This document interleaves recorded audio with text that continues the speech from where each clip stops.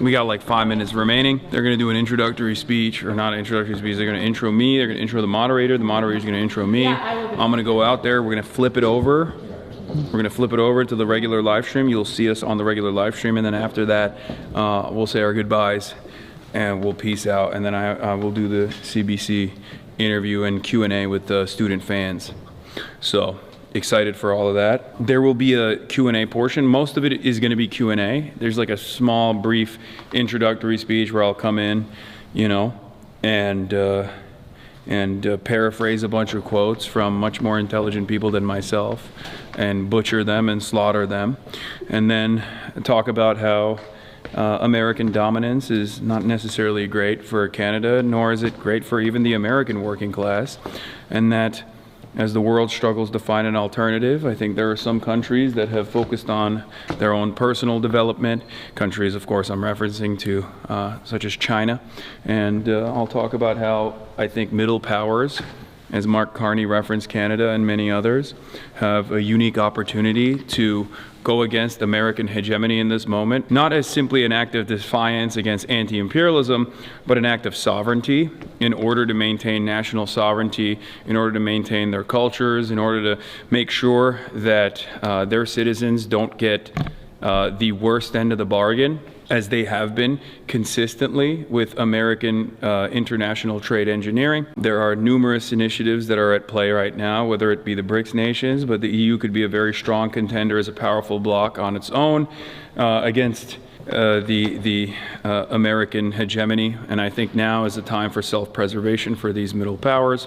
Why are you spoiling the whole speech? I'm just literally freestyling right now, so I'm trying to figure out where I will go from here. Hopefully I'll be able to remember all that, or just say all of that. Just pull up the VOD if that happens. Yeah, I'll just play the VOD. I'll be like, here, this is what I did say. Hopefully I don't just like brick when I see this crowd. People are coming up to me like, are you nervous? People have been saying you're nervous. I'm like, maybe. We're gonna freestyle it. This is your first time in Canada, right? First time in Canada, first time in Vancouver, first time wearing a suit, really. I don't really do any of this stuff, so. Maybe that's how you should open. That's what I'm gonna open it. My name's Alison McFarlane. I'm the director of the School of Public Policy and Global Affairs here at the University of British Columbia, and it's really a wonderful pleasure to welcome you all to this evening's event. Before we begin, I want to acknowledge that we're gathered on the traditional, ancestral, and unceded land of the Musqueam people. This land has long been a place of learning, exchange, and dialogue, and we're really grateful for the opportunity to gather here tonight. I also want to begin by thanking the Lind family, whose generosity sustains the Lind Initiative and makes these public conversations possible. We're sincerely grateful for their continued support.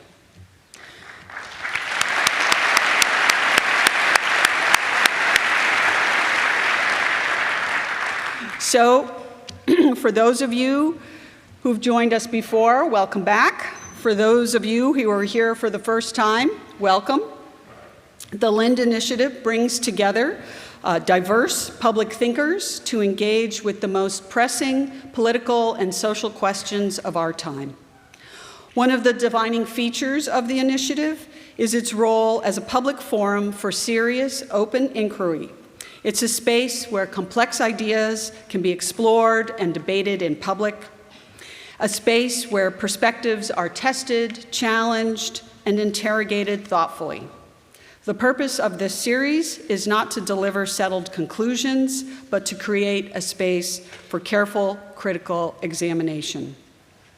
Against the backdrop of our current political climate, marked by polarization and increasingly siloed forms of public discourse, this mission feels more important than ever.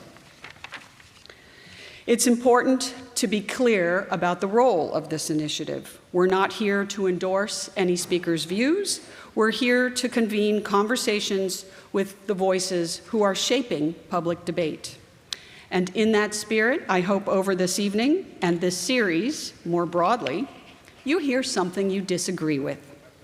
Not because disagreement is an end in itself, but because grappling seriously with competing arguments is central for democratic life. And we are at a university, after all. We ask everyone here tonight to help us model that kind of engagement. Listen carefully, challenge ideas with substance, and treat one another and our speakers with respect. Finally, a few logistical notes. We'll be taking questions later in the event using Slido. You can submit questions and upvote questions by visiting slido.com and entering the code that is displayed up there on the screen.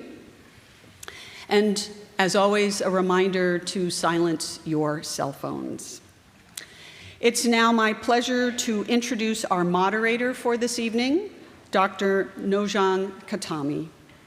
Nojang is an assistant professor of political science at Fordham University in New York, and we're especially proud to note that he's an alumnus of UBC's PhD program in political science. Yes, and he's happy to be back.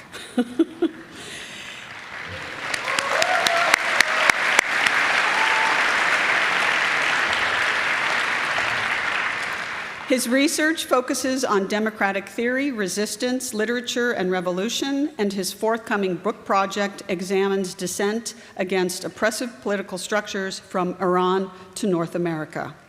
His public scholarship has appeared in The Progressive and the Boston Review, and he's a co-host of the podcast Politics and the Exilic City. We're delighted to have him back to campus to guide tonight's conversation. And finally, our featured guest speaker this evening, Hasan Piker. Hasan Piker is one of the most prominent political commentators of the digital age. A widely followed creator on Twitch, he reaches tens of thousands of viewers daily, engaging a large and politically active online community in real-time discussions of news, policy, and global events. His perspective has been shaped by firsthand experience with democratic backsliding and authoritarian politics in both Turkey and the United States. His work represents a new form of participatory political media, blending commentary, activism, and community building in ways that are reshaping how younger generations engage with politics. So please join me in welcoming Hasan Piker.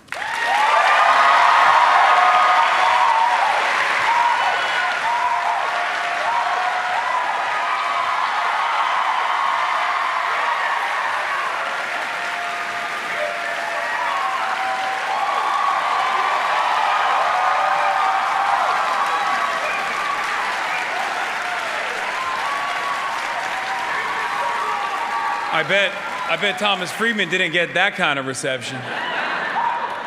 Anyway, no disrespect to all the previous guests. I'm actually probably going to deliver a much worse speech than everyone that came before me and then everyone that will come after me, including but not limited to Rachel Maddow.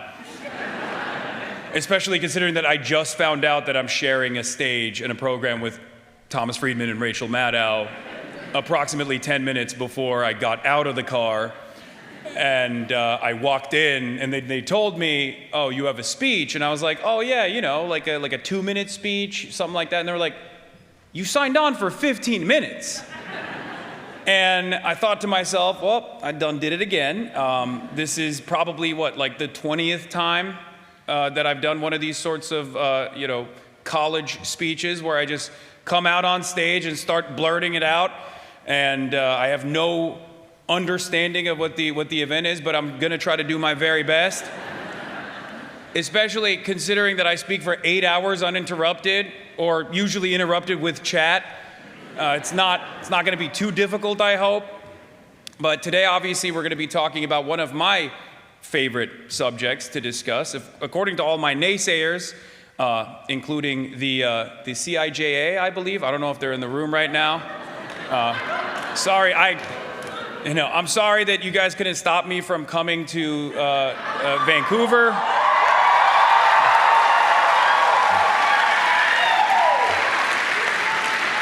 But I'm gonna be talking about one of my favorite subjects, according to my haters, which is America Bad. I think a lot of Canadians have learned that lesson if they weren't aware of this concept, except for the Albertans, that America is, as a matter of fact, somewhat of a parasitic force in the global New World Order. And it was actually one of my only failed predictions of 2025 when I thought that Pierre Poilievre, am I saying that right? Poilievre? Doesn't matter. This college campus is so woke, you don't even... Anyway, one of those guys that's usually very, well, I guess he wasn't really, but usually the conservative party from where we're standing in America always tries to be American for some weird reason. And I guess because of Donald Trump, that really backfired spectacularly last election cycle for you guys. And I thought he had a real shot, until I found out that Canadians do value dignity and sovereignty and don't want to be annexed by the United States of America. Which is a very healthy attitude to have, especially considering that I think with this last iteration of our beautiful President Donald Trump's attempts at forcibly annexing Greenland, which is a part of our NATO security cooperation. Someone should tell Donald Trump that. Especially after that, we saw many European leaders openly take to the stage at Davos and say, we'd rather be happy vassals than angry slaves. And I thought about that quite a bit. And I thought about Mark Carney's speech quite a bit. And I think that there is a failure of the previous liberal international order and consensus.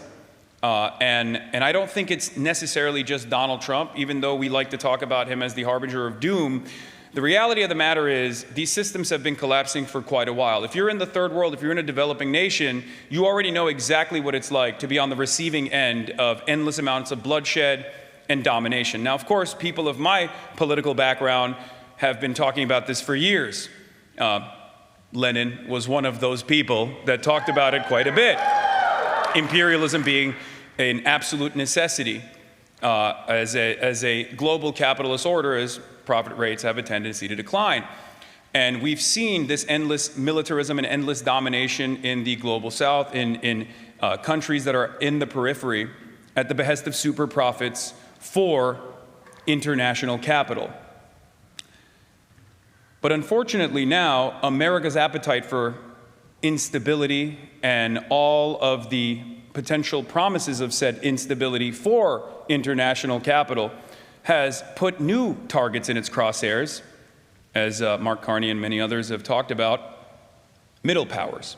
We're talking about the European Union, Canada, and many other countries that are stuck between what seems like American domination and the global liberal capitalist hegemony, and potentially the rise of regional powers such as Russia that do not shy away from irredentist action and oftentimes violent military conquest, and the behemoth of manufacturing that is China.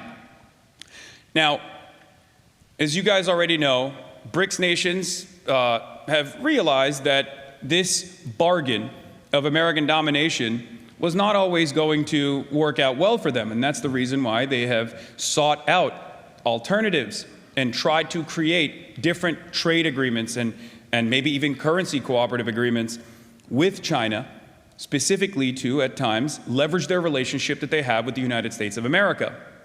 And I've been a longtime advocate in developing European sovereignty and developing sovereignty for countries like Canada. And now, I believe, is the time for these middle powers to be able to develop sovereignty once again. And I fear that if these countries don't do it, specifically Canada, I worry that American domination will at first look like the tariffs negotiations that Donald Trump has seemingly haphazardly thrown around, and then, and in the worst case scenario, complete military annexation. Now that might sound terrifying to you guys, but we have the most peaceful option ahead of us, at least for the time being, because this growth that we are seeing, this change, this nuclear option of trade, this destruction of international agreements that America was not only the safeguard of, but also the architects of, are coming to a close. What comes next is up to all of us. And by that I mean not just international capital owners of different sorts, petty bourgeois, small business owners, mom and pop landlords and the like. I'm talking about you, the people, the workers, you who comprise the masses. And the quicker we develop sovereignty for ourselves, both in our workplaces, both in our universities, the quicker we organize for ourselves, the easier it will be for all of us to preserve said national sovereignty and to hopefully make it as costly as possible for America to continue dominating the world and engineering whatever kind of design they have. I saw a piece of this in action when I went to Minneapolis, because American domination has often put its crosshairs on developing nations, as I've talked about before, Iraq, Afghanistan, as recently as we saw in Venezuela, where the American government kidnapped the leader of Venezuela and his wife and is facilitating a mock trial, a sham trial at this moment. You don't have to love the Venezuelan, government. You don't have to be a communist or a socialist to recognize what that says for the international order, which was something that many European and even Canadian partners did not recognize initially as they celebrated this action, only to receive the exact same type of lack of autonomy when Donald Trump put his crosshairs on Greenland. It shouldn't take for Trump to go after a white partner country in Europe, a NATO partner country in Europe, for people to wisen up to our grand design. And when I say our, I'm talking about the American government. But the international destabilization that we have caused came back into the home front, as imperialism often does, in the form of fascism. Just as fascism arose from the failures of liberalism only but 100 years ago, the new wave of fascism is no longer seen as a revolutionary movement, but instead a movement away from liberalism. The American Republican Party is now transitioning away from a liberal conservative party to a fascist party. And as fascists often do, they are invested in domination and cruelty for cruelty's sake. And the reason why I brought up Minneapolis, Minnesota, and my experiences there is because, as of today, Tom Homan has decided that they are retreating the ICE occupation that unfolded in Minneapolis, Minnesota. And the only reason,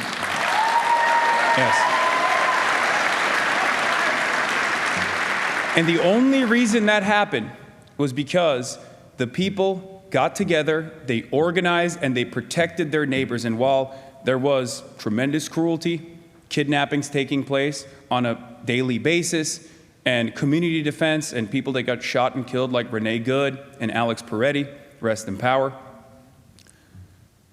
the people did not stand down under minus 35 degrees Fahrenheit. I don't know if you guys use Fahrenheit here. Minus 35 degree Fahrenheit weather. It was very cold. 60,000 people got together and did a day of direct action, somewhat of a general strike. They call it a general strike. It's not the same as the traditional general strike, but there was a day of action. Small businesses from the community also participated in this blackout. And in the aftermath of all of this participation in community defense, ICE was forced to back away. This is the most peaceful option. JFK has said, those who make peaceful revolution impossible make violent retribution inevitable.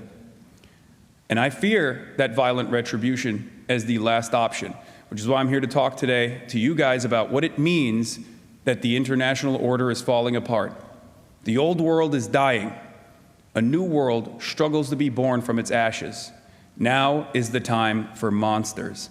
Gramsci said that. I hope I didn't destroy that quote. I was trying to paraphrase it. And on that note, I think I'm ready to go. I did 15 minutes. I don't even know how I did that.